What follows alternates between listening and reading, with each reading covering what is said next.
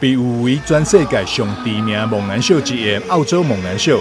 在2026亚洲巡演，伫咧19文创园区热情上演，互观众为踏入园区后，就参像是进入到电影中剧内底同款。石鼓文创呢，经历了许多年打造的各式各样的这个特色场景呢，在这一次呢，在前置当中，也与澳洲雷霆猛男的团队们呢，积极的、密集的来讨论。这一次希望在夜间场打造完全不一样的体验。除了进到主会场非常精彩的近距离的互动之外呢，在我们各个场景的点，包括我们魔域王座打造的王座的凝视，还有在我们魔法工厂里面打造的若即若离的相遇，还有在我们的兽骨祭坛以埃及神话打造的太阳神在临的这样子的一个主题互动式的沉浸式表演。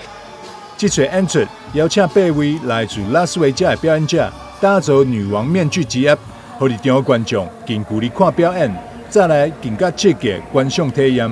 这一次呢，由澳洲雷霆猛男秀与石鼓文创共同携手打造这个全台唯一的女王面具之夜，即将在本周5、6日夜间场独家登场。那石鼓文创呢，经历了许多年打造的各式各样的这个特色场景呢，在这一次呢，在前置当中，也与澳洲雷霆猛男的团队们呢，积极的、密集的来讨论。这一次希望在夜间场打造完全不一样的体验。澳洲猛男秀5月29到31日，伫咧19文创园区盛大登场，活动不仅会当欣赏表演，更以剧场式的方式来规划，